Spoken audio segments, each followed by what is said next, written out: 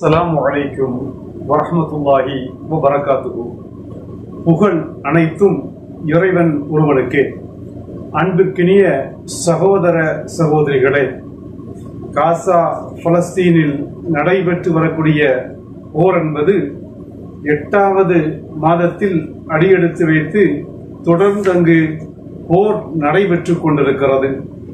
காசாவினுடைய சுகாதாரத்துறை இன்று வெளியிட்டுள்ள செய்திக்குறிப்பில் இன்று வரையிலும் 36,379 பேர் அந்த போரில் காசாவுடைய மண்ணில் வீர மரணம் அடைந்திருக்கிறார்கள் என்றும் 82,409 பேர் காயமடைந்திருக்கிறார்கள் என்றும் காசாவினுடைய சுகாதாரத்துறை இன்று வெளியிட்டிருக்கக்கூடிய செய்தி குறிப்பில் சொல்லி இருக்கிறது. ஆக கடுமையான இழப்பு தான் இது. 36,000 பேர் குழந்தைகளும் பெண்களும் இது அங்க ஷஹீதா இருக்கிறாங்கன்னாக்கா இது சாதாரண இழப்பு இல்லை, மிகப்பெரிய இழப்பு. அதே மாதிரி காயம்பட்டவர்களுடைய எண்ணிக்கை 82,000 தாண்டி இருக்கிறது. தற்போதும் ரஃபாவிலே மிருகவெறி தாக்குதலை பாசிச சியோனிச ராணுவம் நடத்தி கொண்டிருக்கிறது. இவ்வளவு இழப்புகளுக்கு பிறகும் இவ்வளவு சோதனைகளுக்கு பிறகும் அந்த மண்ணின் மைந்தர்கள், காசாவின் மைந்தர்கள், பலஸ்தீனுடைய மக்கள் சிறிது கூட தளராமல் நெஞ்சுரத்தோடு கடுமையான போரை நடத்தி வருகின்றனர். 8 மாதங்கள் கடந்து விட்டது சொன்னோமா இல்லையா? 8 மாதங்களுக்கு பிறகு இதோ இந்த ஒரு வீடியோவை பாருங்க. 8 மாதங்கள் கடந்து விட்ட பிறகு تنطلق لتدك تل أبيب. الله أكبر ولله الحمد. الله أكبر ولله الحمد. وما رميت إذ رميت. கொஞ்சம் கூட வலிமை குறையாமல், கொஞ்சம் கூட இணையில அவருடைய பலத்தில் குறைவில்லை என்பதை நிரூபணம் செய்யும் விதமாக நேற்று கஸ்ஸாம் போராளிகள், ஹமாஸினுடைய ராணுவ பிரிவு, கஸ்ஸாம் ராணுவ வீரர்கள் அந்த கிலாஃபு கஸ்ஸா என்ற பகுதியை நோக்கி, இஸ்ரேலுடைய ஆதிக்கத்தில் இருக்கும் பகுதியை நோக்கி ஏவுகணை மழையை பொழிந்ததைத்தான் அந்த வீடியோவில் நீங்க பாக்குறீங்க. அப்ப 8 மாதமாக அவர்கள் செய்றாங்க. ஒரு சிறிய ஒரு அமைப்பு, அப்படிதானே, ஒரு சிறிய ஒரு பிரதேசம். அந்த பிரதேசத்துக்குள்ளிருந்து 8 மாதமாக வல்லரசுகளை திணறடித்துக் கொண்டிருக்கிறார்கள், வல்லரசுகளை முறியடித்துக் கொண்டிருக்கிறார்கள். வல்லரசுகள் அவர்களை தொட்டு பார்க்க முடியவில்லை. மக்கள் அழிகிறார்கள், மக்கள் இழப்புக்குள்ளாகிறார்கள், அது ஒரு விஷயம் இருந்தாலும் கூட போராளிகள், ராணுவம் என்ற முறையில இவர்களை வல்லரசுகளால் செய்யவில்லை, தொட்டு பார்க்க கூட முடியாத அளவிற்கு வலிமையோடு 8 மாதத்திற்கு பிறகு இப்படிப்பட்ட தாக்குதல்களை அவர்கள் நடத்தி கொண்டிருக்கிறார்கள் என்றால் அவர்களுடைய வலிமை சிறிதும் குறையவில்லை என்பதை இந்த காட்சி உங்களுக்கு விளக்குகிறது. இந்த போர் ஆரம்பித்ததிலிருந்து இந்த 8 மாதங்களில் இஸ்ரேலிய ராணுவ வீரர்கள் 3 லட்சம் பேர் அந்த ராணுவத்தை விட்டு ஓடிவிட்டதாக, ராணுவ பணியை துறந்து விட்டு நாங்கள் ராணுவத்துக்கு செய்ய மாட்டோம், வரமாட்டோம் என்று முடிவெடுத்து ராணுவத்திலிருந்து விலகி விட்டதாக செய்திகள் வருகிறது. அது மாதிரி நேற்றைய தினம் நடந்த பல்வேறு தாக்குதல்கள்ல ஏராளமான இஸ்ரேலிய வீரர்கள் படுகாயப்படுத்தப்பட்டிருக்கிறார்கள், பலர்கள் கொல்லப்பட்டிருக்கிறார்கள். நேற்று முழுவதும் இஸ்ரேலிய ராணுவ ஹெலிகாப்டர்கள் செத்தவர்களையும் காயம்பட்டவர்களையும் அள்ளிக்கொண்டு செல்வதிலேயே அதனுடைய முழு நேரத்தையும் செலவிட்டதாக செய்திகளை பார்க்க முடிகிறது. அது மாதிரி துருக்கி அதிபர் ஒரு சில விஷயங்களை தற்போது சொல்லி இருக்கிறார். சொல்லாரு, என்னிடம் சில வார்த்தைகள் இருக்கிறது சொல்வதற்கு, அதனால் உலகத்திற்கு, இஸ்லாமிய உலகிற்கு என்னுடைய இந்த வார்த்தைகளை வெளிப்படுத்துகிறேன் என்று சொல்லிவிட்டு அழகாக அவர் சொல்றாரு, இவ்வளவு காசாவில் ஏற்பட்டு விட்ட பிறகு, இவ்வளவு பெரிய அழிவுகளை யாரு பாசிச சியோனிச ராணுவம் காசாவில் ஏற்படுத்தி விட்ட பிறகும் கூட இஸ்லாமிய நாடுகள் ஏன் ஒரு கூட்டு நடவடிக்கையை, ஒரு கூட்டு முடிவை எடுத்து அதன் அடிப்படையில் செயல்பட ஏன் தயங்குகின்றது? ஏன் உங்களுக்கு தயக்கம்? ஏன் அஞ்சிக் கொண்டிருக்கிறீர்கள்?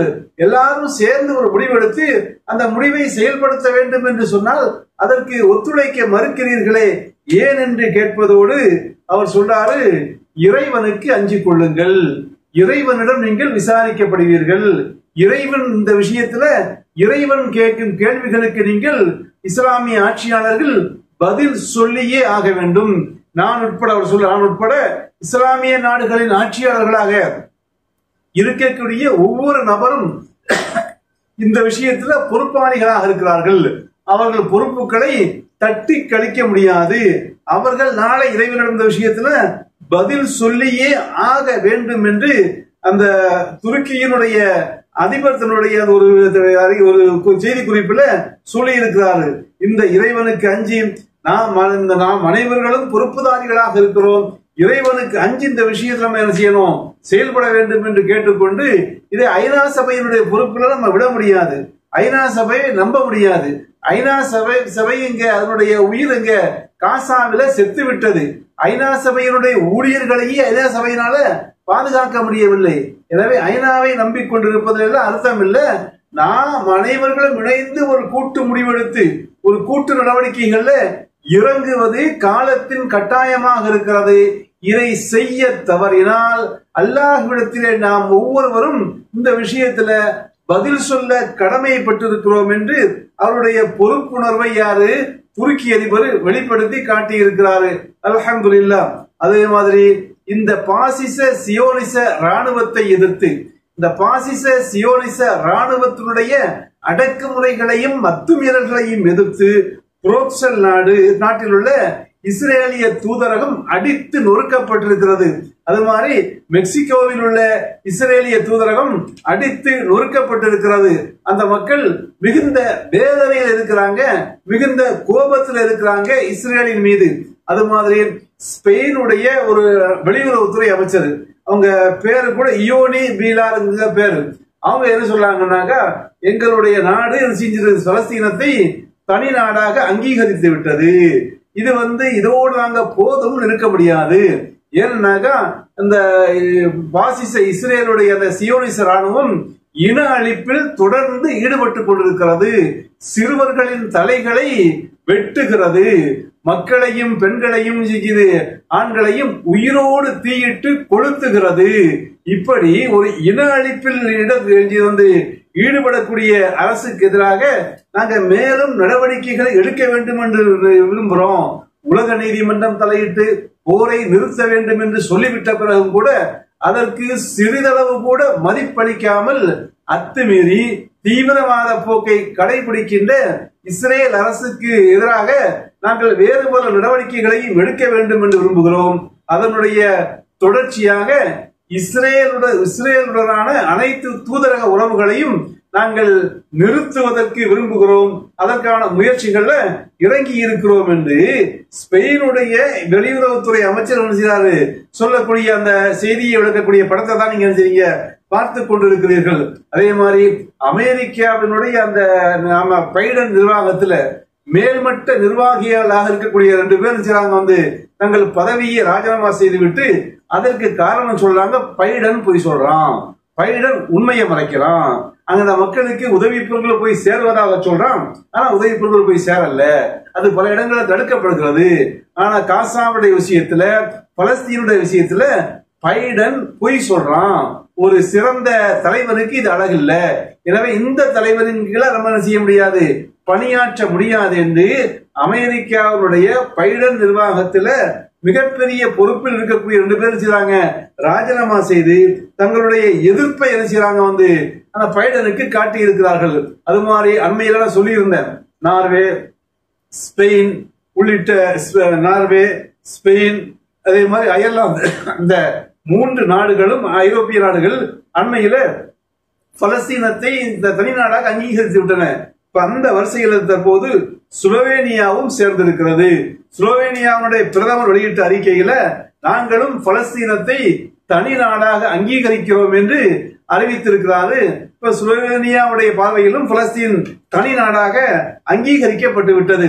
அது மாதிரி இதோ நீங்கள் பார்க்கக்கூடிய இந்த படம் இருக்கு இல்லையா, ஜபானியா முகாமில் இந்த கொடியவர்கள் கயவர்கள் நடத்திய அந்த தாக்குதலுக்கு பிறகு அங்கு வெகுண்டெழுந்த மக்கள் இந்த கொடியவர்கள் அங்கிருந்து விரட்டி அடித்து விட்டு தங்களுடைய ஜபாலியா முகாமுக்குள் நுழையக்கூடிய காட்சியை தான் நீங்க பார்க்கிறீங்க.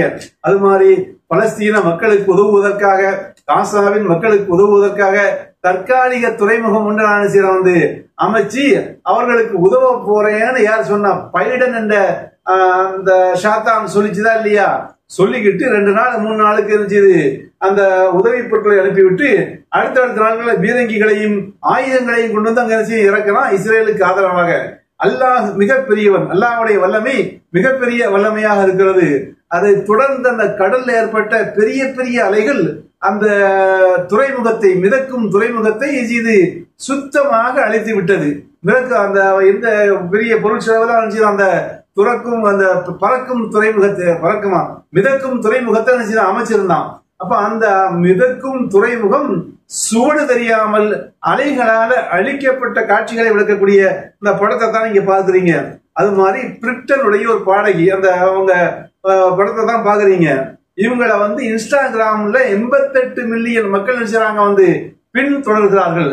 இவங்க அந்த பாடகி சொல்லாங்க, காசாவில் இன அழிப்பு நடைபெற்றுக் கொண்டிருக்கிறது, இதை எந்த மனிதனாலும் ஒப்புக்கொள்ள முடியாது, இது ஏற்கத்தக்க விஷயம் இல்ல, காசாவுடைய மக்களுக்கு உதவ வேண்டும், அவர்களுக்கு ஆதரவாக நாம் நிற்க வேண்டும் என்று சொல்லிவிட்டு தன்னை பின்தொடரக்கூடிய 88 மில்லியன் மக்களுக்கும் ஒரு வேண்டுகோள் வைக்கிறாரு. நீங்கள் ரஃபாவுக்கு துணையாக நில்லுங்கள், காசாவிற்கு துணையாக நில்லுங்கள், பலஸ்தீன மக்களுக்கு துணையாக நில்லுங்கள், அதற்கு ஆதரவான போராட்டங்களை, இஸ்ரேலுக்கு எதிரான போராட்டங்களை முன்னெடுங்கள் என்று தன்னை பின்தொடரக்கூடிய 88 மில்லியன் மக்களுக்கும் அவர் ஒரு கோரிக்கையை வச்சிருக்காரு. அது மாதிரி இதோ பார்க்கக்கூடிய படங்கள் இஸ்ரேலுடைய நாகல் படையை சேர்ந்த 3 ராணுவ வீரர்கள் 2 தினங்களுக்கு முன்னால கொல்லப்பட்டவர்களின் படத்தை தான் நீங்க பாக்குறீங்க. அது மாதிரி ஹிஸ்புல்லாவுடைய தலைவராக இருக்கக்கூடிய ஹசன் நஸ்ருல்லா இன்று நேற்று வெளியிட்டிருக்கக்கூடிய ஒரு செய்தியில் அவர் சொல்றாரு, நாங்க ஏதாவது இந்த போர் என்பது வாழ்வா சாவா என்ற நிலையில உள்ள ஒரு மிகப்பெரிய போராக இருக்கிறது. இது பலஸ்தீனத்தினுடைய எதிர்காலத்தை மட்டுமல்ல, இது லெபனானுடைய எதிர்காலத்தையும் முடிவு செய்யக்கூடிய போராக இருக்கிறது. அதனால இதுல பின்வாங்குவதற்கோ விட்டுக் கொடுப்பதற்கோ எந்த வாய்ப்பும் இல்லை. நாங்கள் எங்களுடைய இலக்கை அடைகின்ற வரையிலும் தொடர்ந்து போராடுவோம். எங்களுடைய வீரர்கள் பல தாக்குதல்களை இஸ்ரேலுக்குள் நடத்தி இருக்கிறார்கள். சில இடங்களிலே அவர்கள் இஸ்ரேலுடைய எல்லைகளுக்குள்ளேயே புகுந்து தாக்கிக் கொண்டிருக்கிறார்கள் என்ற செய்தியையும் ஹசன் நஸ்ருல்லா வெளியிட்டிருக்கிறாரு. அது மாதிரி இந்த பலஸ்தீன மக்களுக்கு ஆதரவாக பல அமெரிக்க நிறுவனங்கள், பல யூத நிறுவனங்கள் அதாவது அவர்கள் ஒத்துழைப்பாக இருக்கிறது, அவர்களுக்கு உதவி செய்து கொண்டு இருக்கிறது. அப்படிப்பட்ட நிறுவனங்களோடு தான் உலகெங்கும் கிளை பரப்பி இருக்கக்கூடிய அந்த மெக்டோனஸ் என்ற நிறுவனம். இந்த நிறுவனம் இந்த நிறுவனத்தை இந்த இஸ்ரேல்ல போர் தொடங்கிய பிறகு இந்த நிறுவனத்தினுடைய பின்னணியை புரிந்து கொண்ட பலர்கள் அந்த நிறுவனத்தை புறக்கணிக்க ஆரம்பிச்சிட்டாங்க. அதாவது அந்த நிறுவனங்கள் கொடுக்கல் வாங்குவதை எல்லாம் நிறுத்தி விட்டார்கள். இதன் மூலமாக பல நாடுகள்ல இந்த நிறுவனத்தினுடைய கிளைகள் மூடப்பட்டு வருகிறது. லேட்டஸ்டாக எகிப்தில 100க்கும் மேற்பட்ட கிளைகளை விற்பனையின்மையினால மக்கள் புறக்கணித்ததுனால மெக்டோனஸ் யூத ஆதரவு நிறுவனம் என்பதை அறிந்து புறக்கணித்ததுனால 100க்கும் மேற்பட்ட நிறுவனங்கள் இங்க எகிப்திலேயே மூடப்பட்டிருக்கிறது. எகிப்தில இருந்து அது கிளைகளை எல்லாம் மூடிவிட்டு ஓட்டம் பிடிப்பதற்கு தயாராகி கொண்டிருப்பதை விளக்கக்கூடிய அந்த செய்தியை கூறும் படத்தை தான் நீங்கள் பார்க்கின்றீர்கள். அன்பிற்குரியவர்களே, இது போன்ற செய்திகளை நாம் தொடர்ந்து இன்ஷா அல்லாஹ் நமக்கு நேரம் கிடைக்கும் போதெல்லாம் உங்களோடு பகிர்ந்து கொள்வோம். நீங்கள் நமக்கு உதவுவதற்கும் உற்சாகமூட்டுவதற்கும் விரும்பினால் நம்முடைய சேனலை சப்ஸ்கிரைப் செய்து இணைந்து கொள்ளுங்கள். உங்களுடைய நண்பர்களுக்கும் தோழர்களுக்கும் அறிமுகம் செய்யுங்கள் என்று கேட்டு விடைபெறுகிறேன். வாஹிரு தஅவானா அனில் ஹம்துலில்லாஹி ரப்பில் ஆலமீன்.